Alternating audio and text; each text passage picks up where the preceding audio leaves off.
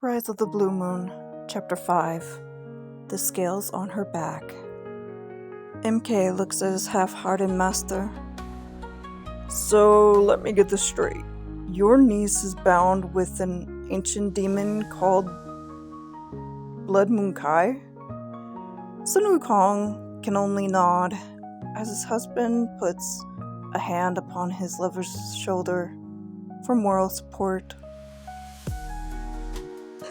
It ain't the kid's fault when Mother Mezu was a mermaid demon goddess. True, but for reals, could she change into that demon soon? The Monkey King arches his brow with concerns. I always told you that Leon Yumihu was going to grow up being cold as ice. Macaque looks at Wukong, frowning. Still can't help feel sorry for the kid. The orange-haired monkey balls his hand into a fist, as if anger was about to pour from somewhere deep within his core. The day goes rather quickly, as if in a race with the night. Wukong and Macaque train with their student till dusk. Aqua wakes up, feeling feverish, and heads out, finding she is alone. She flies on her waterspout as she looks onto the mountain below. Need to find my uncles.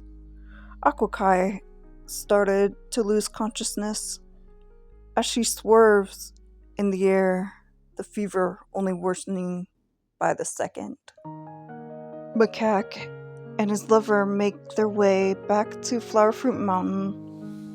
After a long day's training session, Wukong carries Macaque in his arms as they fly back to the hut. Seeing the door is open, the two monkeys begin to panic. They enter the hut, seeing not a soul in sight. Only the echoes of crickets chirping can be heard in the silent home of the Monkey King. The wind grows chilly as snow begins to fall upon the lowly mountain below. Ah! Aqua screams as she falls from the sky, no longer able to control her powers. The blue-haired monkey descends like a meteor towards the ground. A sonic blast can be heard in the surrounding area. It hits Macaque's 6 ears with brute force. What was that? Sun Wukong arches his brow, unsure of what to make of the current situation. Whatever it was, can't be good. It sounded like it was from 5 miles away.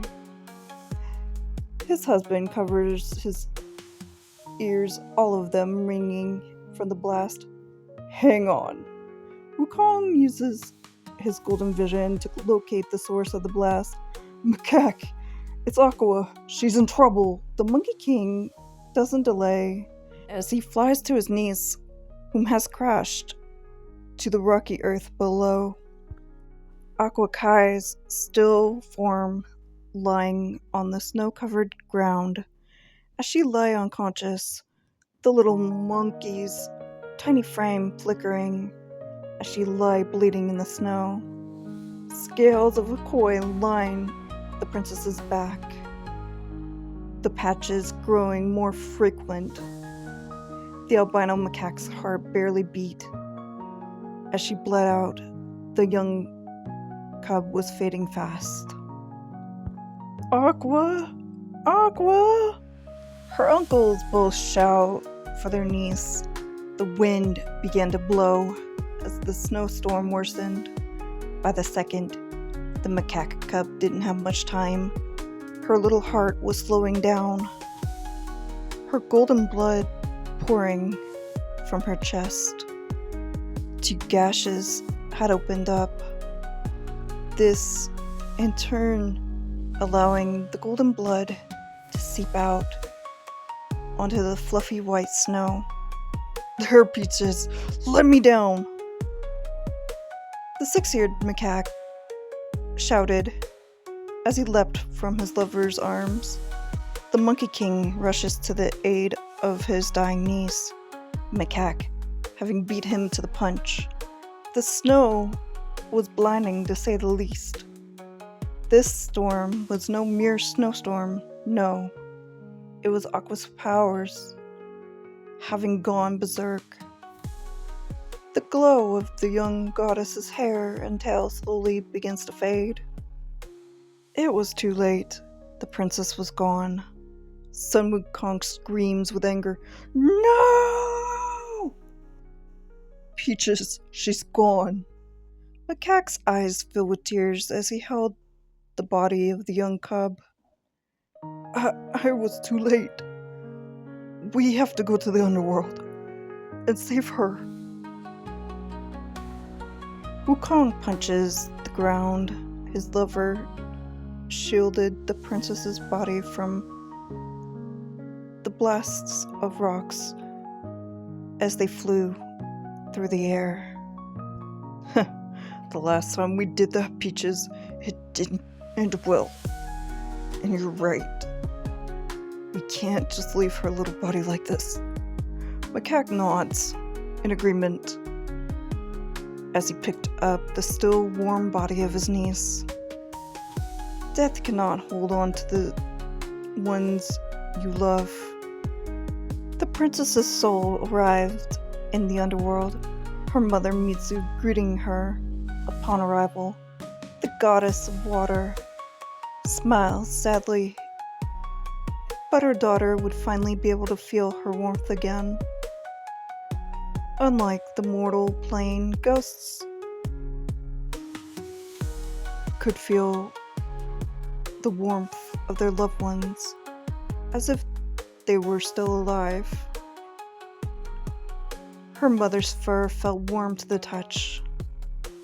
"It is not your time yet, my little one," Mezu cooed softly as she hugged her daughter. "They need me. I am sorry, Mother. I didn't mean for this to happen." Akokai's spirit begins to sob in its mother's embrace. "Let's take her back to the hut. No one can know about this, especially not my sister." The Monkey King swore to complete secrecy. "As you wish, O wise sage." Macaque carried the tiny body in his arms, heading for the hut. The dark macaque placed the cub upon her bed, covering it with the stars and the moon covered blanket. Wukong closes his eyes as he concentrated, making a portal to the underworld. Aqua's soul floated for a bit. The place where mortals and dead gods was a totally different place. This place was like a lush garden, green as the eye can see, lush vines, and all the sweets you can eat. This was even better than the celestial realm. Wukong's eyes began to glow as the portal opened upon his summons. Macaque and Sun Wukong both enter with no more time to waste. The longer Aqua's soul stayed in the underworld, the more likely it was for the goddess to lose her memories. Time was not on the Monkey King's side. Macaque distracted the guards as his husband made a beeline straight for the Book of the Dead. Time to erase Akokai's name from it. "Let's see. Aha! There you are." Sun Wukong shouted a little too loud as it alerted some guards. He scribbled out the goddess's name from the book. "Na na na na na na na na. You can't catch me. Mind if I join in?" The shadow monkey grins at his husband, shaking his butt at the demon guards. Wukong! One of the demons glares at the king, insulting him with discord. Ooh, too slow, bud. You've gotten rather wimpy with age. Wukong pretends to bore of the situation as he dodged every attack with great ease. The demons growl, but are quickly outmatched. 2 for 1! Special! Hi-ya! Macaque rolls his eyes, sending a stack of demons flying through the air. Ah! The demons scream as they fall to the depths below. It was a long way back up. It's time to go, my child. Mezu smiled sadly at her daughter's departure from her arms. Mother! Mother! Aqua screams. I love you, Leon. I will always be proud of you, my sweet cub. Misa's voice echoed as her daughter's soul made its departure. There you are, kid. Let's go home. Wukong grabs his niece's soul in his arms. He would never let anything bad like this ever happen again.